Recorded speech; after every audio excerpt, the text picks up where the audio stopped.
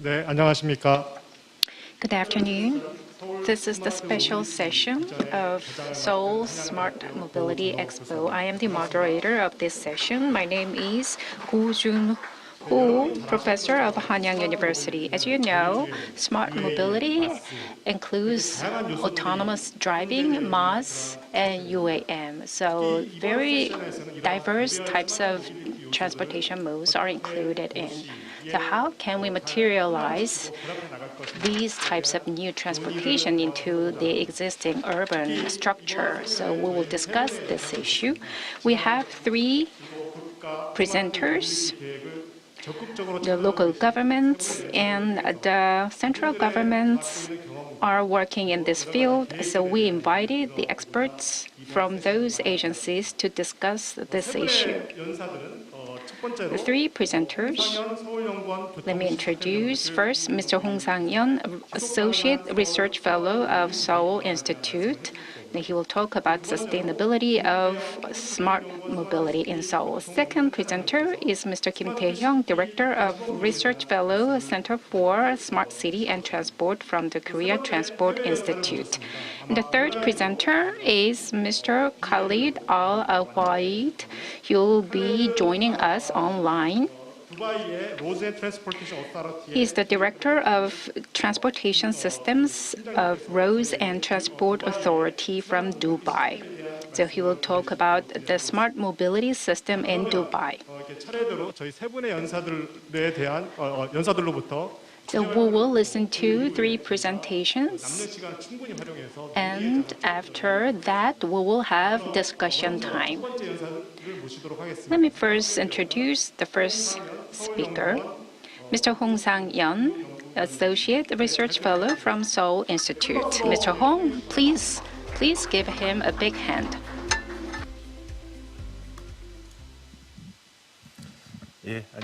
Hello everyone, I am Sang-yeon Hong from Seoul Institute.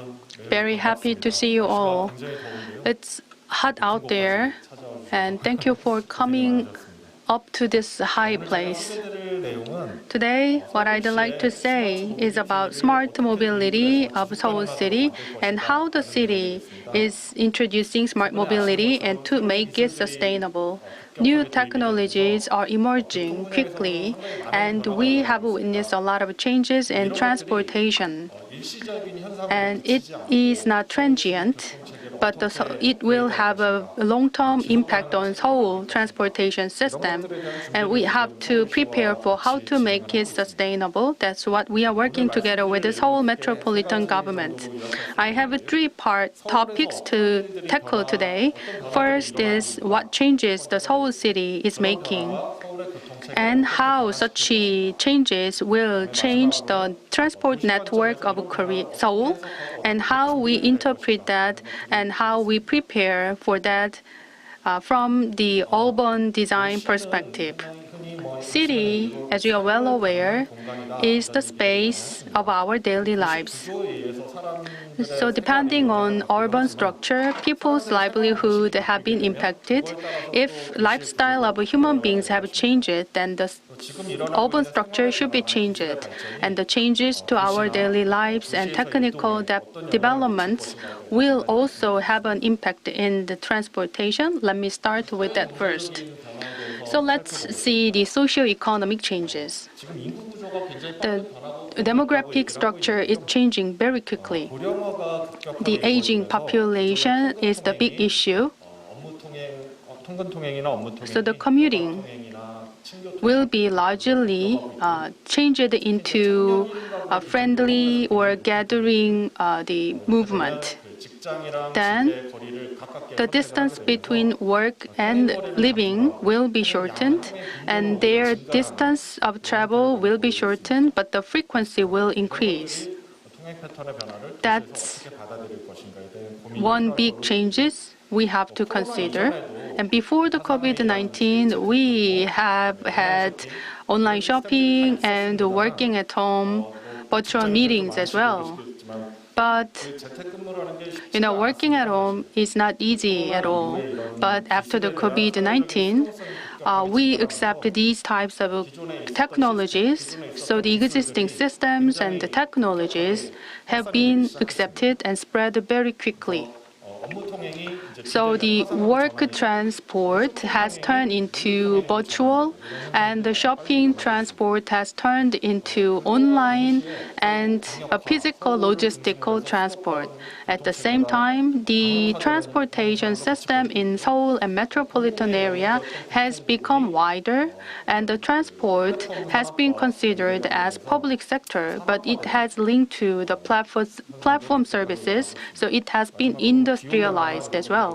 And also, depending on climate change, the share of green cars is increasing. In particular, in Seoul, Seoul decided not to receive any new car registration of in-combustion engine car registration from 2040.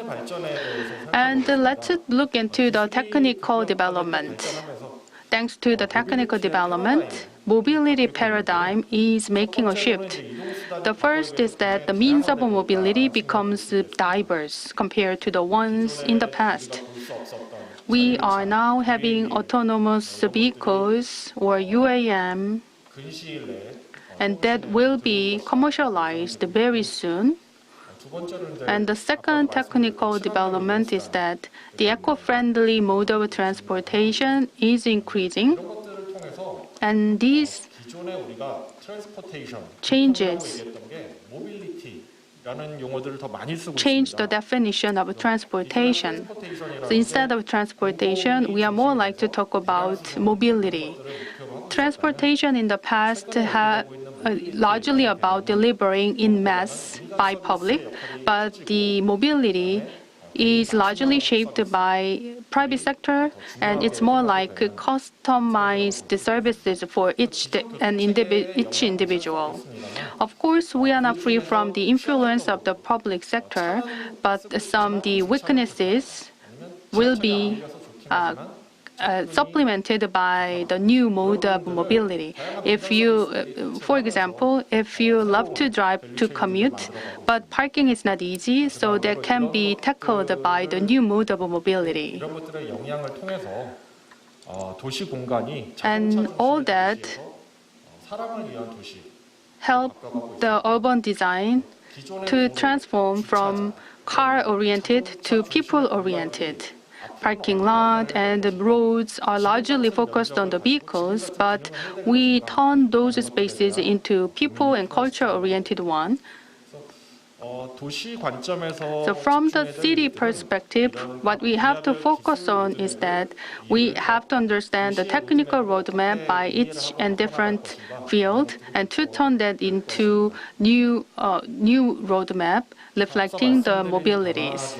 So all the changes that I just mentioned will have an impact on Seoul City's transportation policy.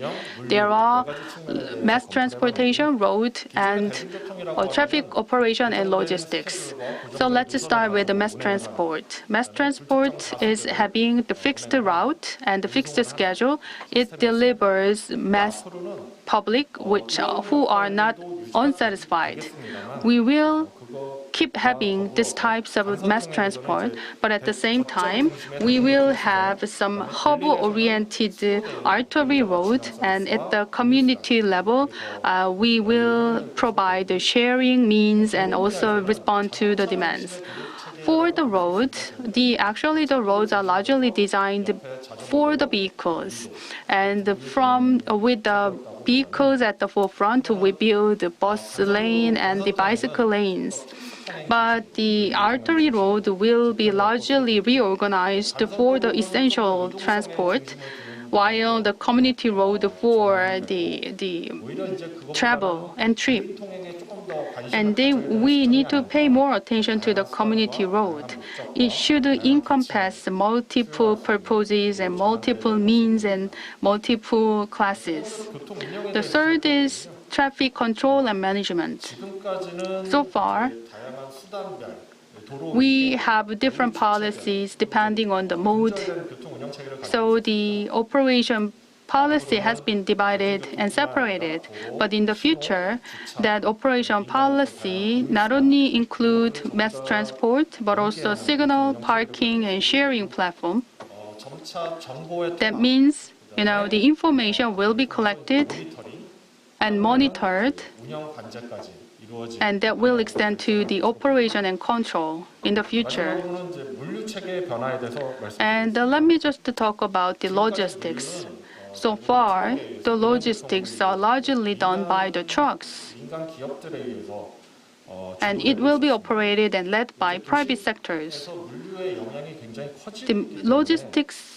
The share of logistics is getting bigger in the urban area, so the public sector should play a bigger role in logistics. We have to provide eco-friendly and human-oriented logistics services. So now I'd like to talk about how we can shift to smart mobility. Then let's start with the definition. There are so many different definitions about the smart mobility. If you look through all the definitions, they are largely same. Smart mobility is an innovative integrated service for the citizens to use eco-friendly, safely, and efficiently.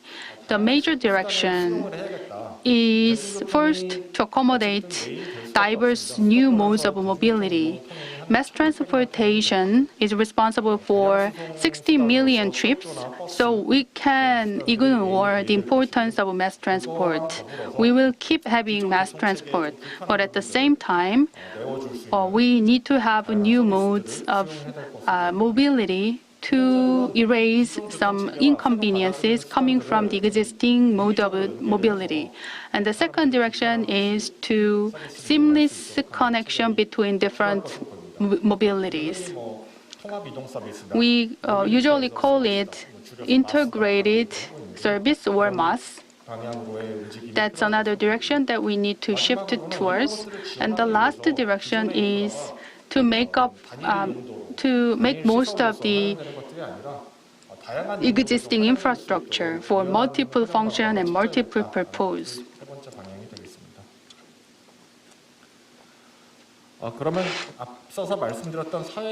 And we talked about the social changes and technical developments, and let me just talk about how Seoul City should accommodate such changes. Today, I'd like to talk about some large high-level plans, and some detailed plans will be finalized and revealed maybe in next months.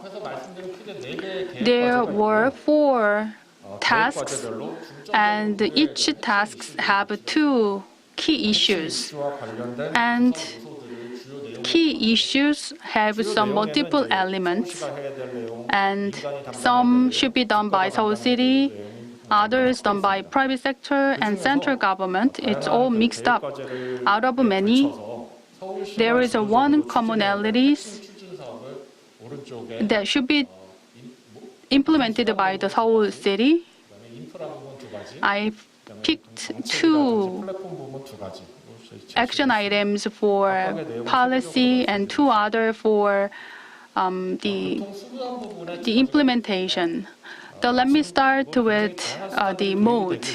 We are introducing new modes of mobility. We are not sure what additional mobilities will be added, but the city should take the leadership in introducing UAM and autonomous driving.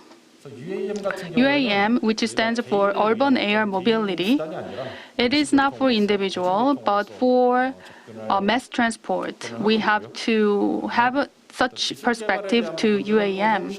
When it comes to the development of technology, Seoul City has a very limited say on it. So the city government should focus on the network, how to network between the UAM devices, services, and the infrastructure of the city.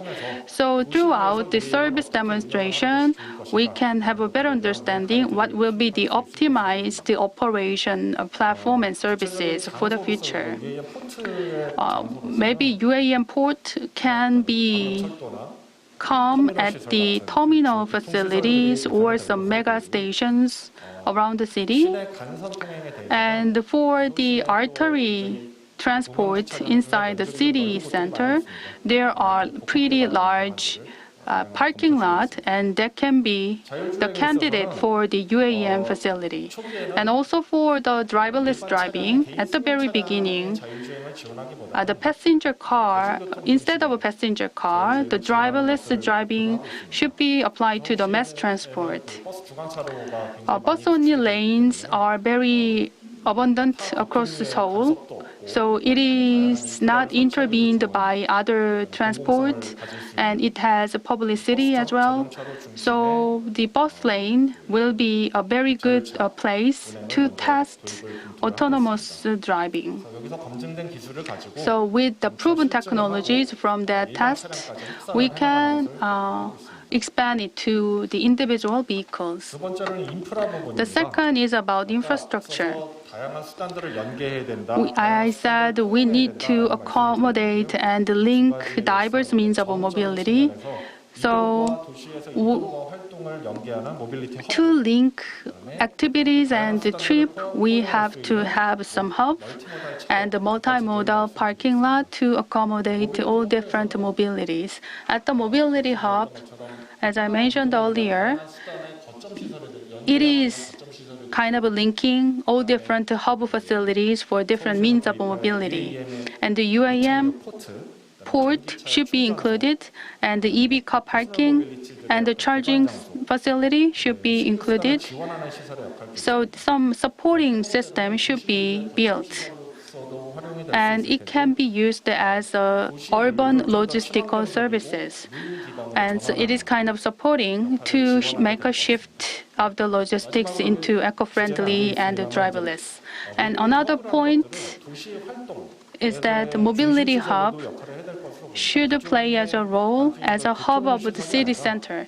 Instead of looking it as a transportation hub, but it can play a role of a cultural center and the administrative center and even the sports complex center.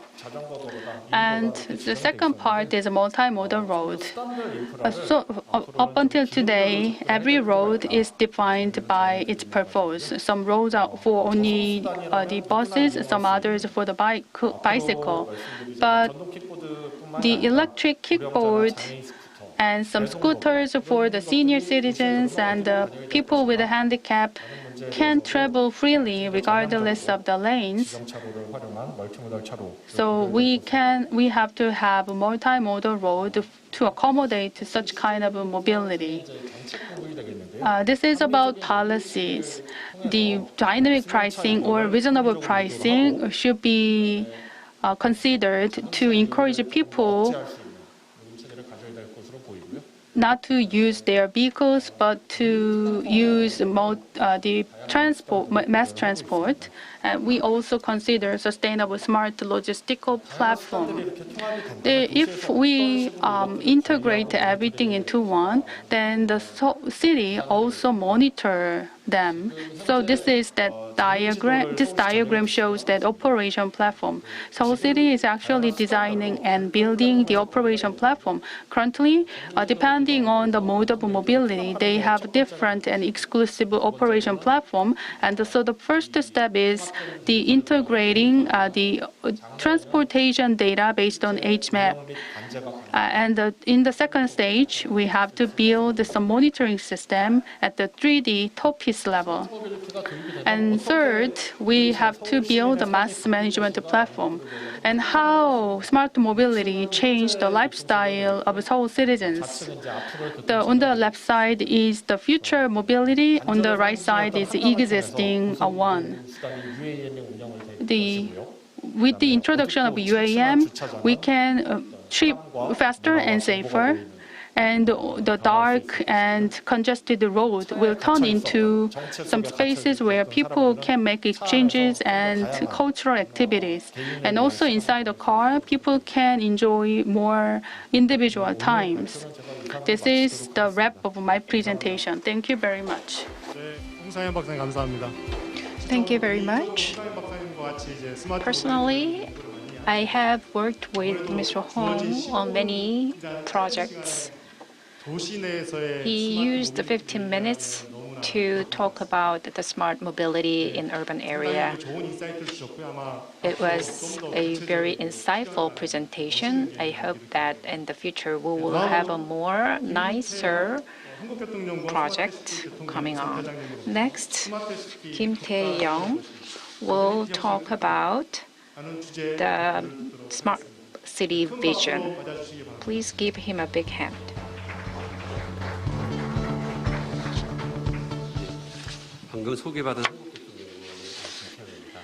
I am Kim Tae-young from Korea Traffic Institute.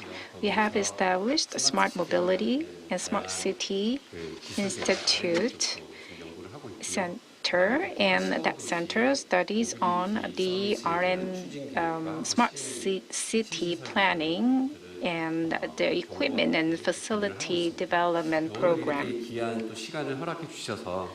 I want to thank to be here to make a presentation, and I will talk about the Sejong city's vision for a smart city, and I will talk about the government plan to make our vision possible. And earlier, Mr. Hong said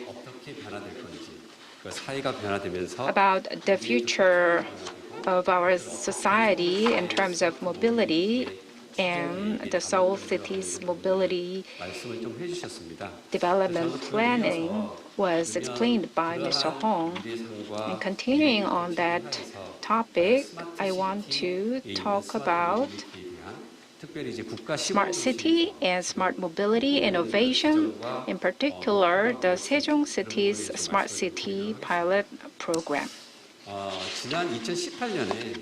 In 2018, we created a platform to materialize the fourth industrialization's vision. So the government designated Sejong City and Busan City as an eco-city to envision of the fourth industrial revolution. And there are key elements of the project, and one of them is mobility. In Sejong City has 4 professors, including Professor Jeung, to conduct the research, and we are developing the service roadmap and action plan. 그래서 세종의 특히 국가 시범 도시의 모빌리티 비전을 어떻게 잡을까? How can we develop Sejong City's smart city in terms of mobility? There are existing road network and infrastructure which have been built with a focus on vehicle traffic. People are the owners of the city, but people are not enjoying their exercise of their full right to the urban area. So the Smart City Initiative is envisioning the people-centered, pedestrian-centered mobility. And also, we plan to provide various methods of mobility services. Even the people without cars can use shared cars and DIT and many other different modes of transportation for their convenience by building an ecosystem. So that was the vision of our Sejong City's smart city. As you can see here, even though people do not own a car, they can use the transportation as conveniently as possible as those who own a car. So we have this vision. First, PM, car sharing, and autonomous driving, mass transportation services are integrated into our service, which is called MaaS, and that is one of the key elements. And moving from the car ownership, we are transitioning to the car sharing service and parking lot sharing service 세 번째는 by creating a new sharing mobility ecosystem. Third, smart crosswalk and smart road information signal service will be provided for safe and effective pedestrian environment. 사실은 Fourth, 도로에 많은 혼잡과 또 이런 지체 a lot of traffic congestions on the roads are there, and there are many causes of that. In particular, the signal system is one of the problems. 스마트한 그런 교통 And we are planning to introduce a smarter traffic signaling system to have an optimized traffic flow. 국가 시범도시 With these four goals, we are implementing our initiative. So we came up with the action plan in 6 mobility areas and 9 detailed mobility services. And to realize those, we have come up with 20 services. 지금부터 세종 스마트 시티의 So now I want to talk about the action plan of Seijung City's Smart City Mobility Initiative. First of all, 예전에는 기존에는 어떻게 보면 토지 이용 in the past, land use and urban design 인프라 계획이 이미 수립이 되고 have been established, 그러니까 모빌리티 계획이 들어갔었어요. and then we added the transportation and mobility plan afterwards. So mobility 서로 일치하지 못하고 plan has been restricted by the master plan. 그래서 이번에는 국가 시범도시에서 So in this smart city initiative, 이 공간 계획을 the 같이 mobility and the urban area use are all considered at the same time to come up with an integrated plan. 하게 되었습니다. So that is our approach. As you can see here, 중앙에 공유차 in the center, there is a sharing car district. 자가용 This is a limited area for the personal mobility, like cars. Only the shared cars can approach to this area through the underground roads. 중앙에 So this area is located in the center of our pilot city. The transportation system 내에서는 시민들이 was made 아니면 여기서 나와 있는 to consider the convenience of pedestrians. So pedestrians can use the shuttles and shared cars inside this area. When they want to go out of this area, they can use shuttles to access to the BRT, the bus rapid transit, and then they select their chosen mode of transportation to go the other area. And there is a car sharing services that can help these people travel to other areas. 어떤 그런 전체적인 So this is the overall area plan in combination with the urban planning. 그래서 이제 도로망 체계나 어떤 So the 그런 road network 소유자 and 제한 구역에는 the 소유차가 들어갈 수 없고 other land area 하면 시민들이 have been formulated, 불편하지 않을지 그리고 and we consider the convenience of people 서비스를 제공하기 위해서 to provide free mobility to people. 어떤 그런 거에 We consider the pedestrians, 보행로 sidewalks, 해당력 and 구성들을 other elements 보시면 to materialize our vision. As you can see here, the shuttle services are being operated, and then you see the sidewalks, the main sidewalks and the sub-sidewalks. So all these walks are linked to the transit system. 드릴 수 있을 것 같습니다.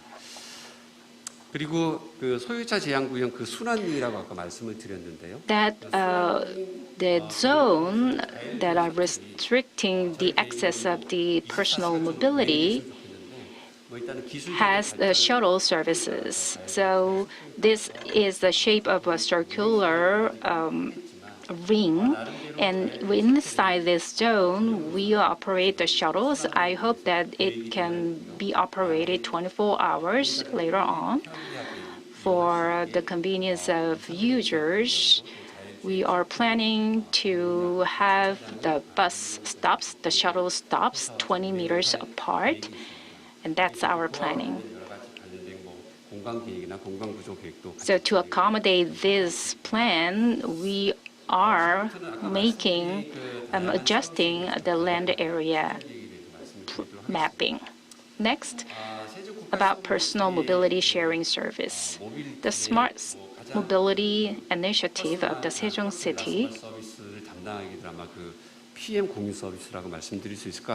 includes this personal mobility sharing service, also called as PM sharing service.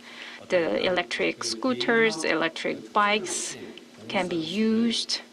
These small personal mobility modes are located everywhere inside the zone for citizens to use.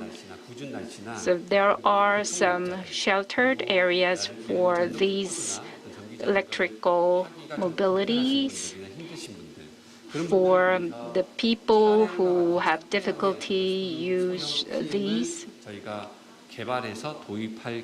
And also we are developing the new types of personal mobility for the handicapped people or senior people who must have difficulties using the existing ones.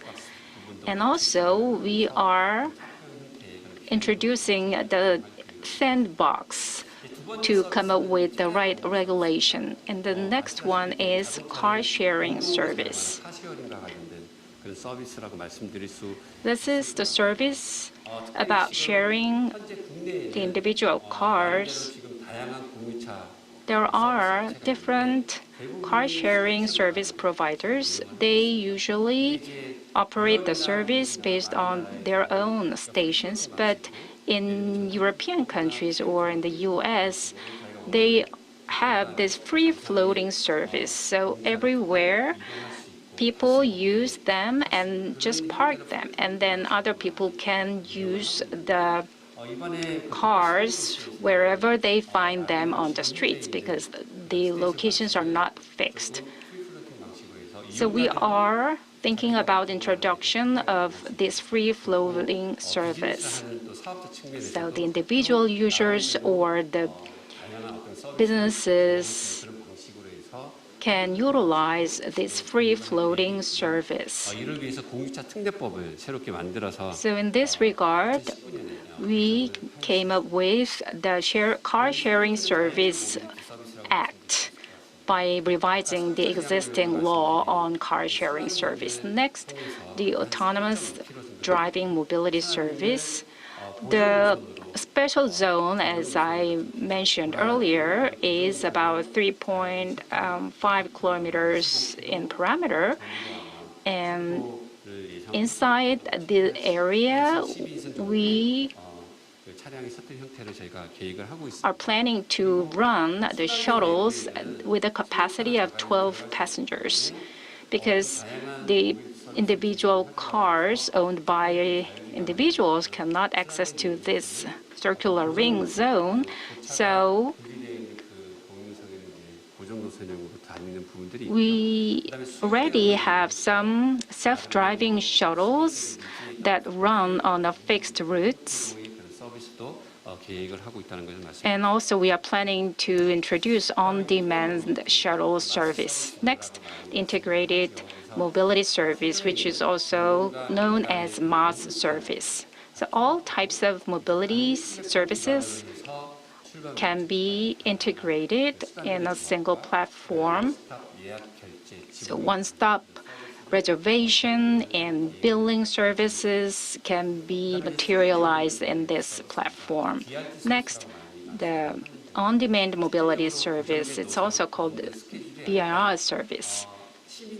Not just the fixed types of services, but also the on-demand mobility service can be provided under this program.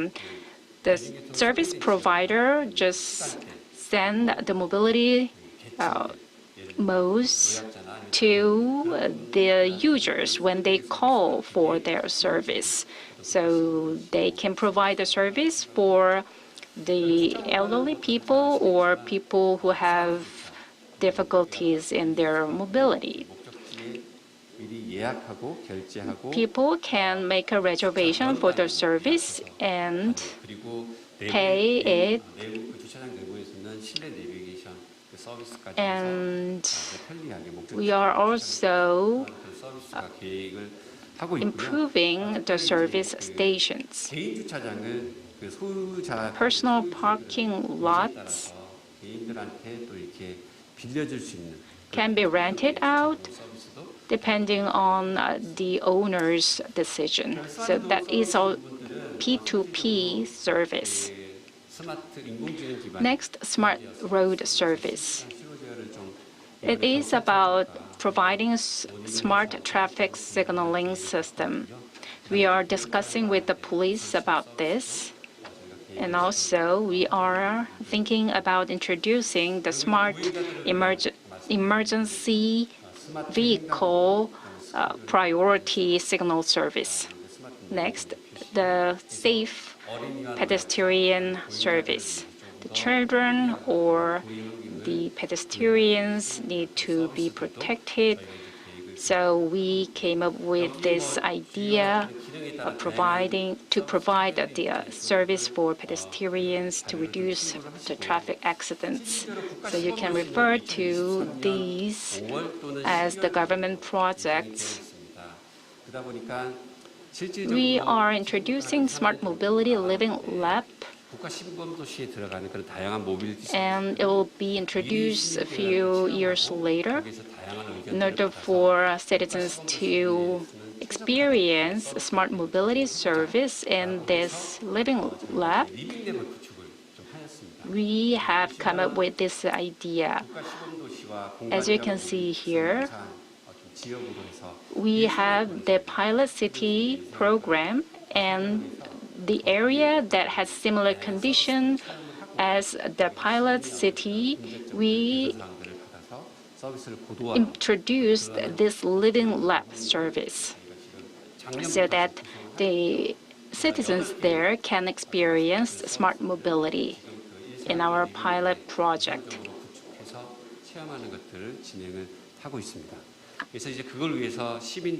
For that, we established the governance in partnership with the private sector. So on and offline services are being provided since last year. Last September, we have launched this service. And that was the first phase, and this is the second year to run this project. So we are inviting the participants to participate in this program. Thank you very much. Mr. Kim, thank you. He has a lot to say, but due to the time constraint, he had made his presentation very brief. Next. We have invited the international speaker. He is online now. Is he join our online meeting room? As I introduced earlier, this speaker is coming from Dubai, and he's responsible for the RTA, and Director Khalid R. Awadahi is here with us. Hello, how are you doing? Hello, good morning from Dubai, and good afternoon, ladies and gentlemen. Okay. What time is it there? It is 9 o'clock, 9 a.m. At this time, 9:10. So I think the difference is 5 hours between Dubai and Seoul. Okay, good morning anyway. Thank you very much. Okay. Are you ready? Yes, please. First of all, I would like to thank you for giving me this opportunity, and please allow me to share a short presentation I have created. Okay, you have a 15 minutes presentation time. Yeah. Please allow your time fully. Yeah. Okay, Sure, please. yeah. You are able to see the presentation?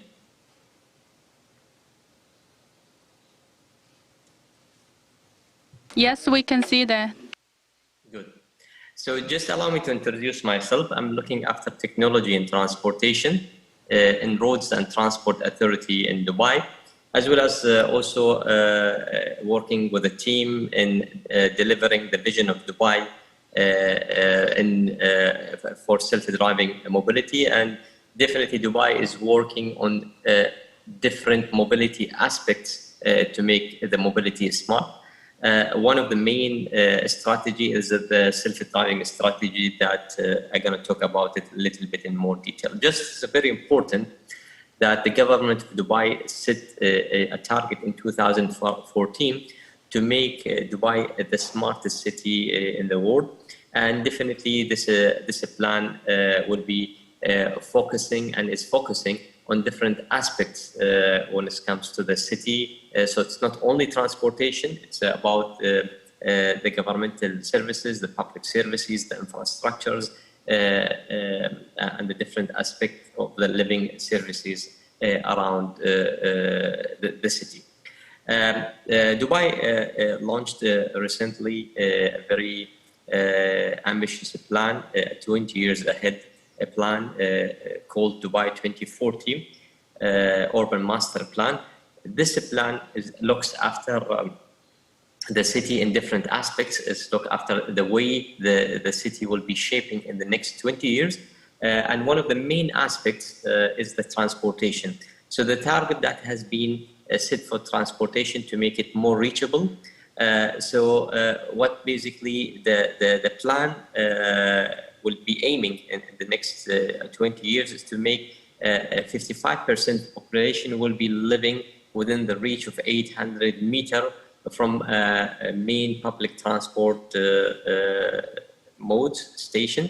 So this means that we're going to expand definitely our public transportation network.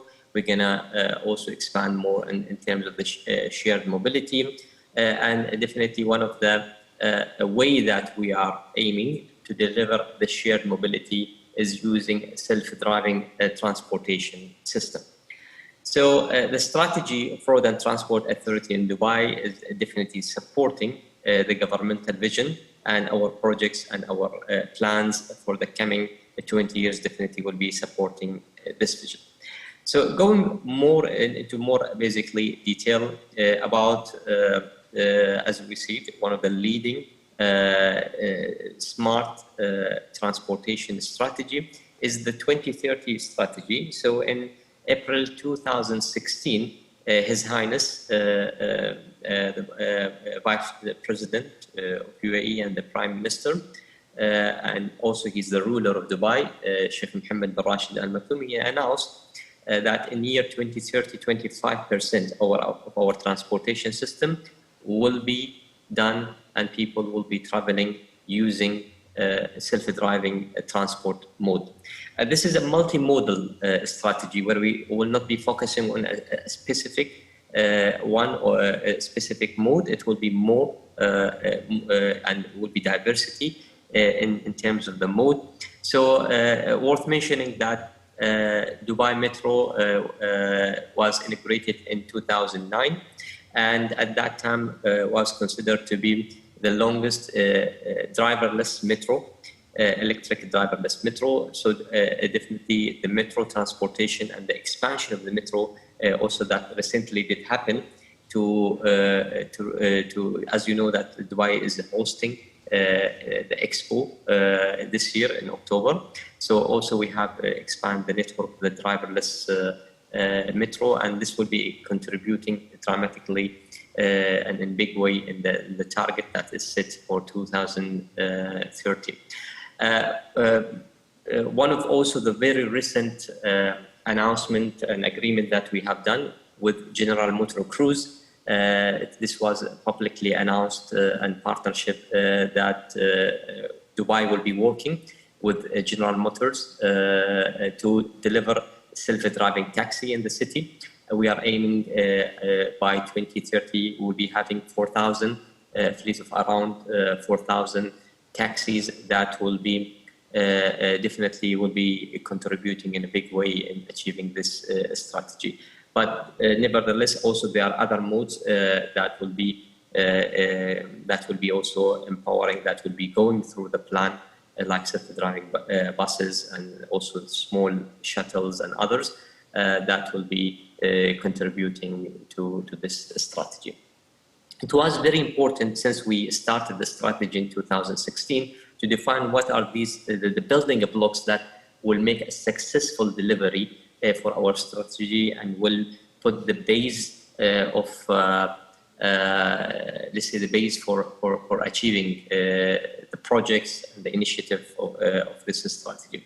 So legislation is definitely one of the, let's say, main building block that will be allowing the city to carry on with testing and to carry on with operation.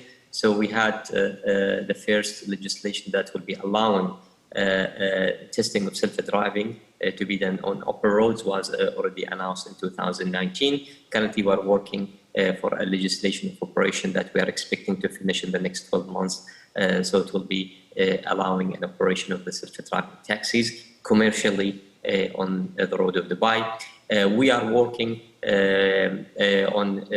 always in terms of bringing the awareness and the acceptance by the public. Specifically, Dubai is a multinational city. We have close to 200 different nationalities. So we want to make sure that we bring the awareness, we create the acceptance by the citizen for such a transformation, because this, at the end of the day, the success of these services will depend on how people will be adopting also such a service. We have already developed and working on more development in terms of our process for how to license the vehicles, those type of vehicles, and how to basically to run the registrations, the inspections, because these are different type of vehicles, not basically the standard one, and there are different elements that would require for the vehicle to be registered, which need to be, let's say, accredited from our side and need to be validated. Insurance and liabilities, definitely this is part of the legislation framework that we are doing, and also we are definitely assessing the infrastructures and the connectivity between the infrastructures and the requirement of enabling our infrastructure to make the operation of the new modes easy and as required. And definitely we are not forgetting the technology aspects that will be wrapping around this ecosystems, either being security, again connectivities in different ways, and also having a dynamic high definition mapping for the city that will be enabling let's say the operation of these new modes. As I was explaining, it's a multimodal strategy. We are having different, let's say, modes that will be contributing into this strategy, and also we have set a plan for each and every mode when it will be going into the let's say operation. And this is based on the continuous assessing of the technology evolution and maturity in the different industries to make sure that it will go hand in hand with also our expectation, our plan. Worth mentioning that also the plan of Dubai and the announcement that have been done earlier 3 years back about the aerial taxi or autonomous air taxi. This is still a project which is on and also contributing to this strategy. The aim definitely is not just to have, it's not about just basically to be Dubai the smartest city, but we want to increase the efficiency, we want to increase the safety, around basically the transportation and people travel. We want to also reduce the infrastructure costs and also to bring more friendly and more efficient ecosystem, transportation ecosystem for the city of Dubai. And also we have anticipated benefits and the return of investment that definitely we can create out of this sense. What we are aiming is to provide let's say the service in the coming years in more density, more utilized with the concept of the shared mobility and definitely to make it more reachable. So all this definitely is expected to make a return of investment anticipated around 22 billion dirham, which will be translated somewhere around 7 million or $6.5 million US dollars. So these are all definitely targets and the plans that already we set in the city of Dubai, where we are having a complete government ecosystem that is supporting this strategy to be achieved. I will not be taking more this, but definitely I'm very welcoming if there are any questions that can be also answered part of this session today. Thank you for giving me this opportunity. Okay, thank you. 예, 큰 박수 한번 주시죠. 예. Please give him a big round of applause. Thank you for your very informative presentation. 저희가 시간이 10분이 좀 안 남게 했는데요. We have less than 10 minutes for discussion. The presenters, please come up to the stage. Mr. Awaidi도 이제 저희 Mr. Awai 참여해 주는 걸 알고 있습니다.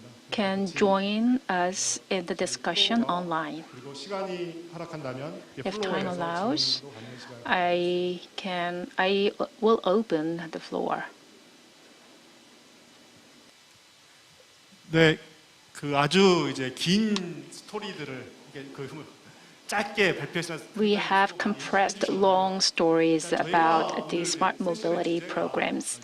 The topic of this session is the city's vision in terms of smart mobility. And with regard to that topic, I have 2 points to discuss.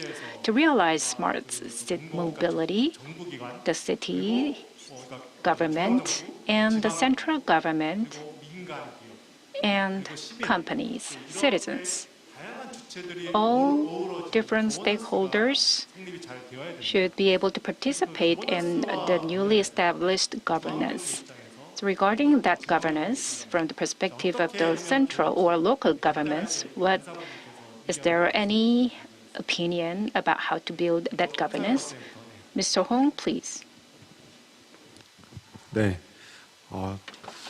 아무래도 이제 예전에 Well, 게 공공에서 the transportation in the past was led by public sector, but now the role of the private sector is getting bigger. So public and private sector and the users who are largely citizens should build a new type of governance. I think that is very important. From the public perspective, we have to provide the convenience and publicity of the transportation mode for the citizens, and the private sector should have a freedom to take part in and make some activities, and they have to be guaranteed to have that the opportunities. So I think basically we have to start from the small size, the pilot project, to see the possibility and the problems. And based on that, we can discuss how we can improve that throughout the many discussions under the governance. As a tools of that, instead of existing regulations and law, the data should play the key role to make flexible and efficient system for everyone. Thank you. Mr. Kim, please. So I'll make my comment brief. To realize smart mobility, the realization of technology has been made to some degree. The technology is important, but what is more important is to have a governance system that encompasses the government and private sectors. Unlike the other services, the mobility services require collaboration between public and private sector. For example, the MaaS service or integrated mobility service that we are pursuing, which include the shared car services and many other private services. So, how do we integrate data? And how can we share the data between the public and private sectors to provide the services for our citizens, users? And how to make legislation to accommodate that demand? All these questions should be addressed well in order to realize the full scale of mobility services. So the governance system is important and should be considered in the very initial stage of making that smart mobility initiative. The citizens may provide some idea, and private sector may work hard to realize that service ideas, and the government should provide the legal support for the private sector. So the mutual support and collaboration should be established in advance. That is necessary. Thank you. Mr. Awadi. Thank you. I think, yes, definitely I would be, I'm totally aligned with what has been mentioned by my colleagues today in the session. Maybe I will be adding on top what was mentioned. The government involvement is a key because we can see in a number of cities that there are private initiatives, there are companies that doing the evaluations and doing the testing and try to create basically the appetite for the market. But if we are not having a government vision, if we don't have a strategy that is endorsed by the government, I think it's going to take time. So I think it should start from, it's a top-down approach. It should start from a government vision. It should start from basically a strategy that will be bringing local entities and also federal entities, since UAE is a federal country. Dubai is a city in the UAE country. So it was very important that we do have a strategy which was endorsed by the, let's say, the top paramount of the government, the Prime Minister, and the direction that has been set for all the government entities to work together to bring this strategy to reality. Maybe I also spoke about the different building blocks when basically I talk about the legislation, creating the awareness of them, of the let's say customers, and also defining the liabilities and all these things. So all this to be delivered, definitely it's not just a unique, let's say, initiative by a single government entity, even within the government ecosystem. I believe also in most of the countries, still there are different government entities, players. So for example, here in Dubai, we have Road and Transport Authority, but also we do have Dubai Police, we have the Authority of the Insurance, and also we have the authority that do the accreditation of the new technologies and vehicles. We call it ESMA. So all of these need to work together under the supervision of the government to deliver the different aspects and to create that ecosystem, to create the framework that would be allowing, let's say, this is transformation. So in short, it should start from, this is my personal view, it should start from the government, should start from a government drive that will give, let's say, a direction to the different entities to work and to collaborate together to provide, at the end of the day, a framework that will be enabling the city to work. 네, thank you very much. 아마 기본적으로는 다 그런 말씀하시는 것 같아요. 특히 이제 두바이의 우리 I think 미스터 아와디 국장님께서도 Mr. Awadi said 보여주면 좋을 것 같고, the government should take the lead 비전을 따라서 혹은 비전에 근거해서 And 민간 according to the vision suggested by the government, the private sector, including citizens, should work together to materialize the smart city vision. We have only 2 minutes left since we have distinguished presenters here. So what's the strength and the weak points, or the weak points and strong points of Korea in terms of realization of smart city of the Seoul city or the Korea broadly? What is your idea? Let me be brief. More like, let me just start with the challenges instead of weakness.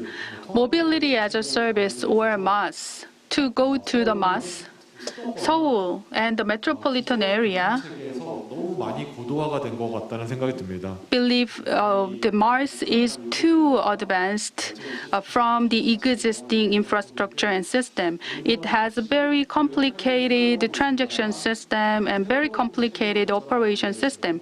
Currently, citizens are very happy to use the current transportation system, so many of them do not feel some necessity to advance this system further. But still, there is a clear advantages of the MaaS system, and the one big strength of Seoul is that it is equipped with the advanced technologies and some acceptance to deploy some new technologies. And the second of all, the Seoul is designated a certain area as a green transport only area that has expanded not only to the old city but also to the new town as well. I think that is a good opportunity to introduce and apply the new means of modality. The strength of Korea is a strong network between the central government and the local government to realize our vision. I have summarized like this. From the central government's perspective, Smart Cities Initiative has started last year, and with that roadmap, the Smart City Initiative was designated, and other projects are going on. And also the Smart City Solution projects is being conducted nationwide, and also the Smart City, the new growth initiative and other R&D efforts are being made by the central government and the local governments. In total, 90 local governments have the dedicated departments to work in the smart city area. So this year, also, 10 local governments applied for the Smart City program. So the central government and local governments are working together to materialize the smart city, and that is a very big strength of Korea. But one weakness is this: smart city is encompassing in 20 areas: environment, education, and many others. So still, each department in charge of these areas are working in silo. So we need to create a synergy between these departments, but we are lacking behind of that type of synergy creating project. We are developing new technologies under the existing legislation, but sometimes they are restricted by the legislation, and some existing laws are conflicting each other in terms of regulating the smart city, and that is work to do. Explain about the strengths and weakness of Dubai, about the implementation of smart mobility. Thank you. Yeah, definitely. I acknowledge and echo what the colleague in the panel mentioned. I will be adding also what is specific about Dubai, if I can call it as a challenge. Maybe something I talk about it about basically the acceptance of basically the public, because at the end of the day you are doing and providing this for the public, so you have to create that acceptance. Dubai is a multinational city, so definitely we need to work in a very, let's say, a good awareness plan and education plan to create that the appetite for the people to accept such change, because it's not easy.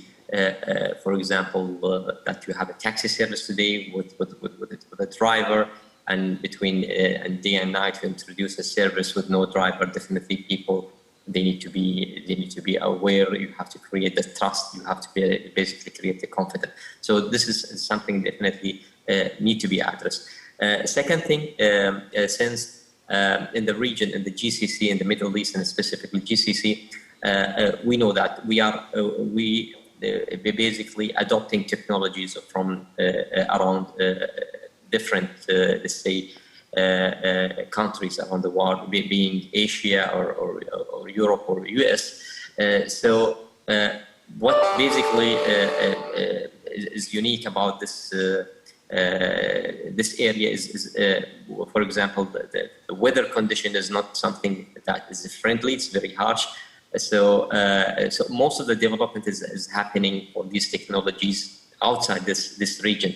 So we have to basically create and we have to encourage the private sectors to come and to basically adopt and to let's say modify their technologies to be suitable for the city of Dubai. So also this is something that we start working on it. We start addressing it by creating the Dubai Self-Driving Challenge, where we are getting on every 2 years we are getting different companies that will be providing the solution for different problem needs.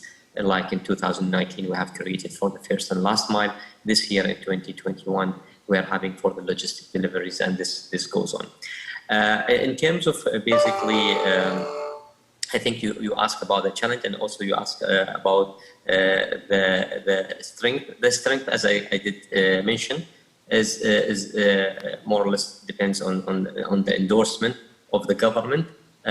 We are actually empowered by the government to bring the new technologies and not to fear from failing, because definitely these are the new technologies. You're gonna fail, definitely. It's not something that has been basically tested enough. You have to accept this, and you have to basically continue doing this until you make sure that you'll be delivering. So again, the empowerment and the concept of having living labs in the city, this is something will be important as well to have it, and this is something also that we are working and we are adopting within the city of Dubai. Okay, I appreciate your comments. 저희가 시간이 좀 초과했습니다. 그래서 제가 더 우리가 플로어에서도 질문. We are exceeding our given time. I wish I could open the floor so that the audience could ask a question, but I'm sorry I cannot do that. I believe this session was successful. I would like to ask you to give the three presenters a big round of applause. If you have a question, the presenters will stay here, so you can approach them to ask a question. So for more than an hour, we have a fruitful discussions. This concludes the second session. Thank you very much.